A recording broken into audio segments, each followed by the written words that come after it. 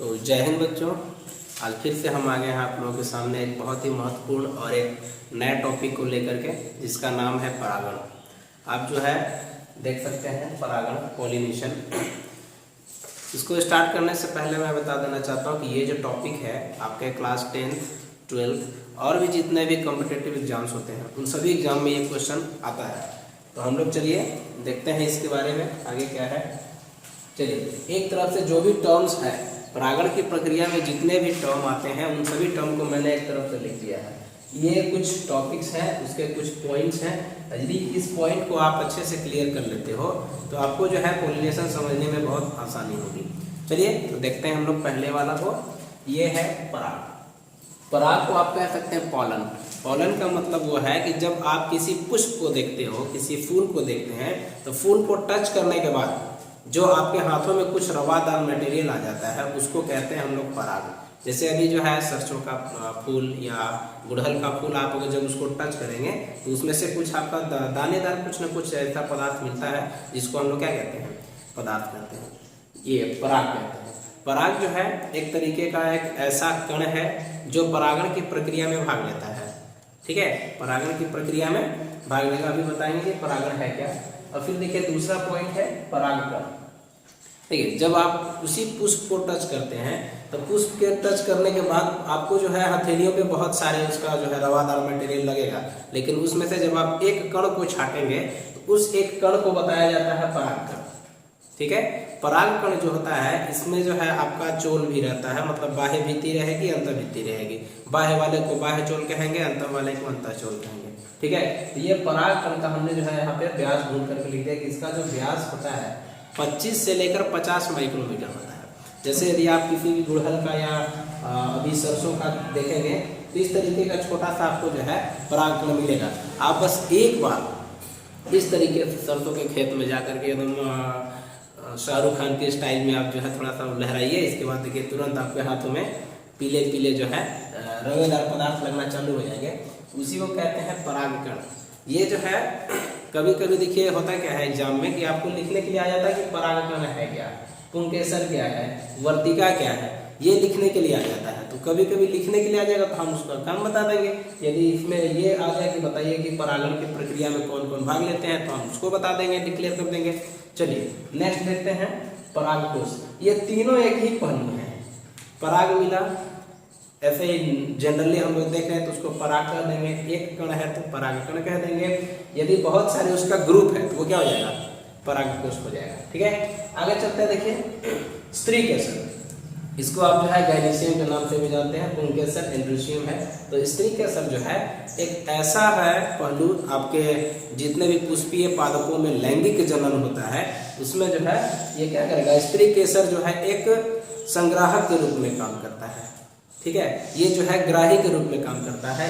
इसी के सहारे जो है स्त्री केसर के ही सहारे परागकण जब वर्तिकाग्र पर जाता है, स्त्री केसर का परागकण जब वर्तिकाग्र पर जाएगा तब वहां पे क्या होता है, हमारा परागण होता है। अभी हम इसकी प्रक्रिया को समझाएंगे। तो सीधा सीधा समझिए, पुष्प में स्त्री केसर का भाग जो है किसी भी चीज को, किसी भी पुंकेसर के भाग को या परागकण है जो भी चीज कर लीजिए उसको जो ग्रहण करने का कार्य करता है वो क्या होता है, स्त्री केसर होता है। ये द्विलिंगी पुष्प में पाए जाते हैं, एक लिंगी पुष्प में भी इवन पाए जाते हैं। पुंकेसर इसको समझ लीजिए नर का पार्ट है। नर मतलब मेल का पार्ट है। ये जो है क्या करेगा, यह किसी वर्तिकाग्र पर जाएगा और वह स्त्री केसर के साथ मिल करके परागण की प्रक्रिया को संपन्न कराएगा। ठीक है, चलिए एक आता है मोस्ट इंपोर्टेंट, वर्तिकाग्र। अब देखिए ये जो प्रश्न है, ये जो टॉपिक है, इससे आपका क्वेश्चन में आ जाता है, एग्जाम में भी आता है, हर एक एग्जाम में आता है। वर्तिकाग्र क्या है? वर्तिकाग्र पुष्प का वह भाग है, वर्तिकाग्र अच्छे समझिएगा, पुष्प का वह भाग है जिस भाग में हमारा परागण का प्रक्रिया संपन्न होता है। वहां पर संपन्न होने के बाद फिर से वर्तिका के सहारे, जैसे यदि आप इस तरीके का अगर कोई पुष्प का डंठल है, अगर भाई जो हम लोग सम्मान लेते हैं, ठीक है, अगर ऐसा पुष्प का डंठल है, ठीक, तो इसमें जो है ये वाला पार्ट जो आपका क्या है, यह है आपका स्त्री केसर। क्या है, स्त्री केसर है। यदि पुंकेसर का कोई पार्ट यहाँ पर आया तो यहाँ परागण होगा। परागण होने के बाद ये वर्तिका वाला भाग ठीक है। यह वर्तिका के सहारे होते हुए ये एक तरीके का इसमें ट्यूब होता है और ये चला जाएगा सीधे आपका कहाँ, अंडाशय के पास चला जाएगा। ठीक है, फिगर अभी आप उसको ज़्यादा उस पर औचित्य ना दें, अभी इसको जब हम लोग अच्छे से बनाएंगे तो देख लेंगे। ये अंडाशय में जाता है। तो कार्य आप समझिए, जब परागण की क्रिया होती है उस वक्त वर्तिकाग्र एक पुष्प का ऐसा भाग है जहाँ पर परागण की प्रक्रिया संपन्न होती है। उसके बाद वो अंदर अंडाशय की तरफ आएगा, फिर अपना जो है टेस्टाटाइलमेंट को फैला करके अपना काम करेगा। ठीक है, चलिए एक है आपका अंडाशय। चलिए इस बात समझिए, वर्तिकाग्र एक तरीके का पाइप है, स्टामिन जो स्टाइल ये वाला दिख रहा है आपको ना, जैसे कि कभी आप धतूरे का पौधा यदि आप लेकर के देखें उसके पुष्प में, तो आप उसको देखेंगे कि एक अंडाशय से ऐसा निकला रहता है, एक इस तरीके का संरचना, एक ऐसा जाएगा एक ऐसा जाएगा। तो इसमें जो इधर उधर का है उसको हमको देखना नहीं है, वो पुंकेसर स्त्रीकेसर का भाग हो जाते हैं। लेकिन जो सीधी सी संरचना गई होती है, अंडाशय से लेकर सीधी सी ऊपर जो संरचना गई होती है, वो जो ट्यूब होता है उसको हम लोग वर्तिकाग्र कह देंगे। ऊपर जहाँ पे परागकण हो रहा है, परागण हो रहा है, वो वर्तिकाग्र हो जाएगा। अंडाशय आप जान रहे हैं एक तरीके का एकदम अच्छे तरीके से मान लीजिए फीमेल का पार्ट है, और यही जो है किसमें आपका जन्म की प्रक्रिया में या निषेचन में कह लीजिए या परागण में कह लीजिए, ये पूरे तरीके से भाग लेता है। तो चलिए हम अब आगे देखते हैं परागण होता क्या है, परागण की प्रक्रिया क्या है। ठीक है, तो देखिए परागण है ना, देखिए परागण जो है परागकण का, किसका, परागकण का, इसमें समझ लीजिए स्थानांतरण होता है। सीधी सी बात समझिए, किसी भी परागकण का स्त्री केसर के, इसके स्त्री केसर के वर्तिकाग्र पर, स्त्री केसर के वर्तिकाग्र पर स्थानांतरण होने की प्रक्रिया, स्थानांतरण होने की प्रक्रिया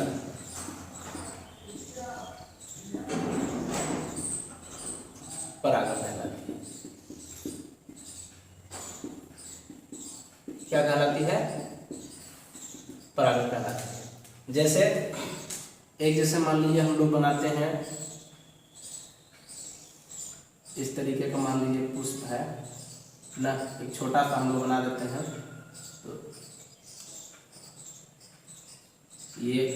ये मानक पुष्प हम लोग बना दिए इस तरीके का। ये मान लीजिए सरसों का पौधा है, एक पुष्प, ये एक यहाँ पर एक और बना देते हैं पौधा। ठीक है,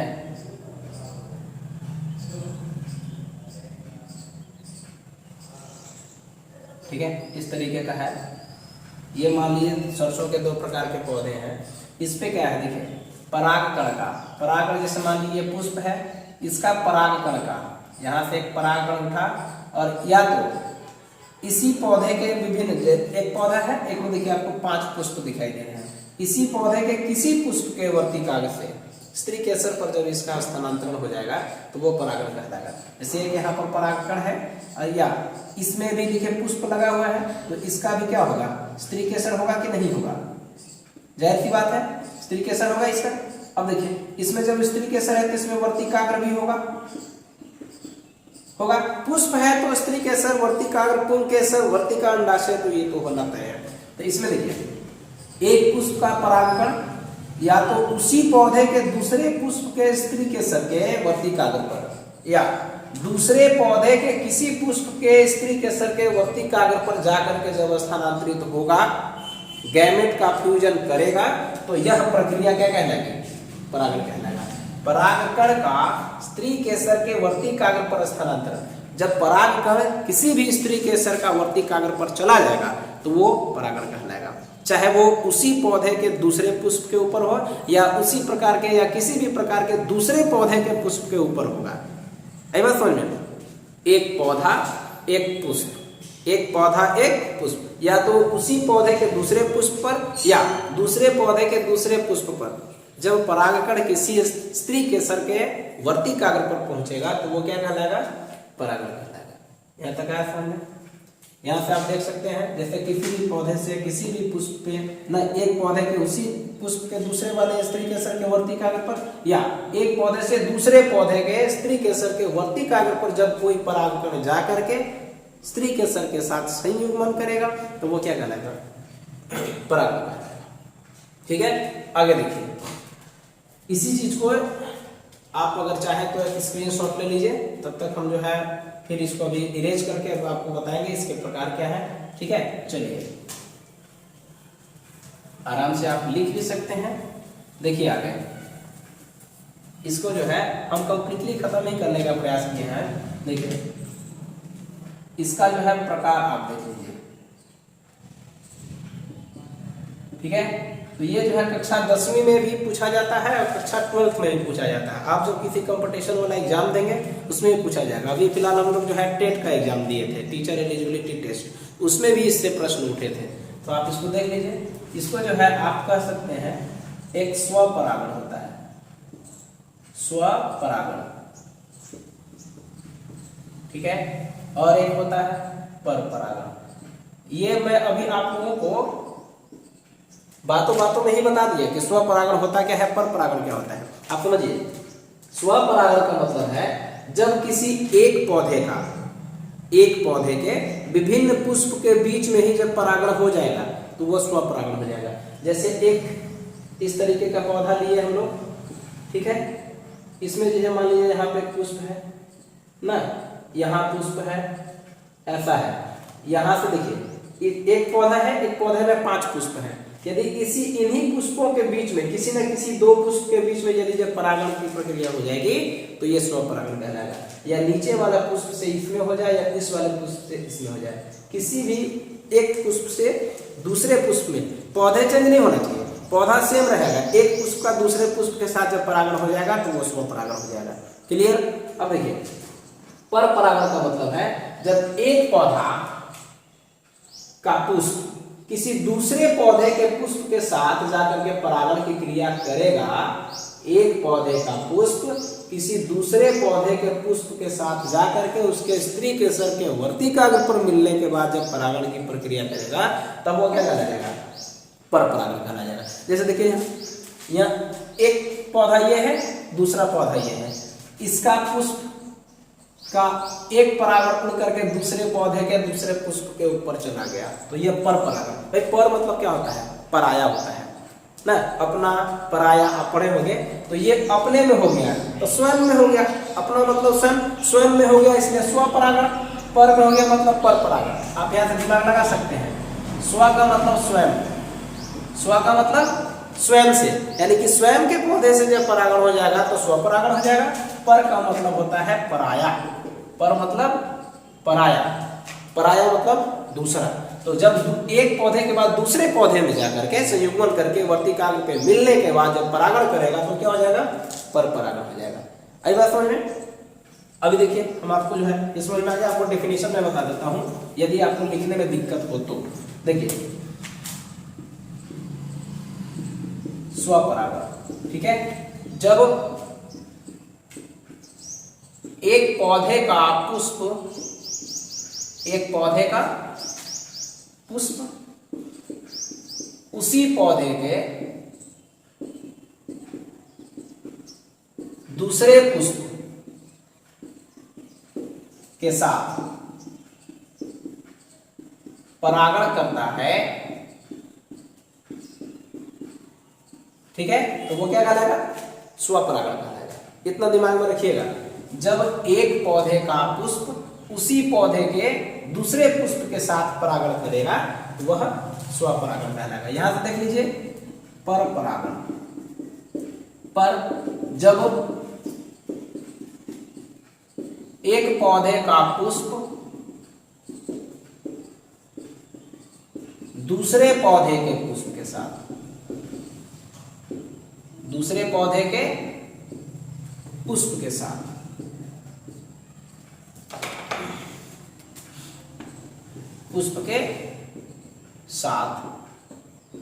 परागण करता है तब ये क्या कहलाएंगे, परपरागण कहलाएंगे। आई बात समझ में? अब देखिए इतने के बाद कभी कभी पूछ लेता है कि जो है परागण होने का प्रकार क्या है, किस किस विधि के द्वारा, किस किस माध्यम के द्वारा परागण होता है। ठीक है, तो इतना आप चाहे तो इसका भी एक स्क्रीनशॉट ले सकते हैं, आराम से ले लीजिए। तब तक हम देखेंगे अभी आगे वाला टॉपिक। हो गया, चलिए इतना, इसमें तो ज्यादा टाइम लगता होगा नहीं। चलिए देखिए, यदि आप चाहे तो इसको वीडियो को पॉज करके भी लिख सकते हो यदि स्क्रीनशॉट लेने ना आता हो तो। आगे देखिए, इसका माध्यम क्या है? माध्यम मतलब समझ लीजिए किसका? परागण का माध्यम ना। ये किस किस माध्यम द्वारा होगा? तो ये देखिए, कीट के द्वारा होता है ना, कीटों के द्वारा, फिर होगा ये जल के द्वारा, वायु द्वारा। मैं इन शॉर्ट आप लोगों को बता दूंगा कि किस तरीके से जल द्वारा होता है, किस तरीके से वायु द्वारा होता है, किस तरीके से कीट द्वारा होता है। ठीक है, पक्षियों द्वारा होता है,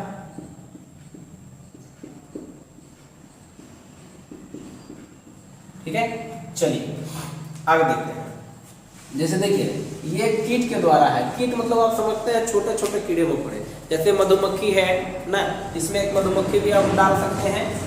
मधुमक्खी द्वारा, मधुमक्खी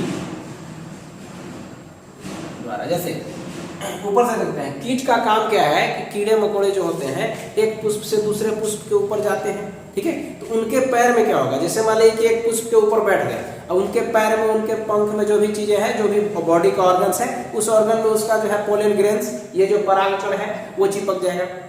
अब यही तो हम लोग पढ़े हैं परागण में कि परागकण का स्थानांतरण हो जाएगा। किसी भी स्त्री केसर के वर्तिकाल ऊपर जाकर के स्थानांतरित हो जाएगा तो परागकण हो जाएगा, परागण हो जाएगा। जाएगा क्या? परागकण जाएगा। अब ये परागकण हुआ क्या कि कीट के जो है पीठ के ऊपर, पैर के ऊपर, पंख के ऊपर चिपक गया। अब वो जब दूसरे वाले पुष्प के ऊपर जाएगा तो जाहिर सी बात है कि वहां पे छूटेगा ही छूटेगा। तब इस तरीके से जो है परागण कीट के द्वारा हो जाएगा। दूसरा है जल के द्वारा। जब जलीय पौधे में जो पुष्पीय पादप है जब जन्म करते हैं, लैंगिक जन्म करते हैं, तो उसमें क्या होगा, जैसे मान लीजिए नदी की धारा बह रही है, इस तरीके से नदी की धारा बह रही है। एक पुष्प यहाँ है, इसका परागकण गिरा, एक दूसरा पुष्प यहाँ है, इसका परागकण धीरे धीरे जाकर के इसके वाले वर्तिका के ऊपर जब जाकर के समा जाएगा, वहां पे मिलन हो जाएगा, इसका फ्यूजन हो जाएगा, तो क्या हो जाएगा? जल द्वारा हो जाएगा। नेक्स्ट है वायु द्वारा। जब वायु की तेज तेज झोंके चलती हैं, हवा हूँ हवा में बसंती हो, वही वाली चीज है। जब ये बहुत तेज वायु चलती है तो एक का परागकण, जब ये आप देख रहे हैं कि टहनियां टूट टूट के चली जाती हैं, आदमी उड़ करके एक जगह से दूसरे जगह चला जाता है, तो ये भाई परागकण की क्या होता है, ये आराम से उड़ेगा, दूसरे पुष्प के ऊपर जाकर के हो सकता है लग जाए, और वहां पे वर्तिकाल में जाकर मिलेगा तो क्या हो जाएगा? वायु द्वारा हो जाएगा।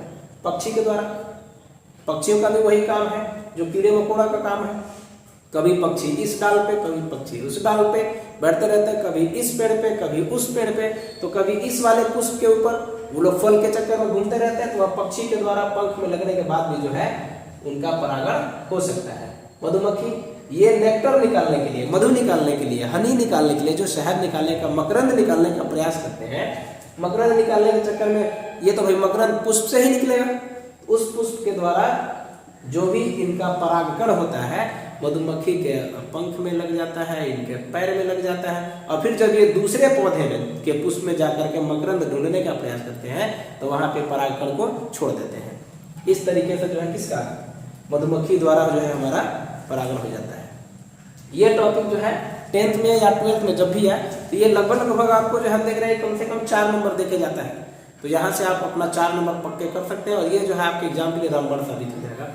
चलिए आप इसको जो है अच्छे से कंप्लीट कर लीजिए, और इसके बाद हम लोग मिलते हैं फिर से अगले वीडियो में। तब तक के लिए जय हिंद।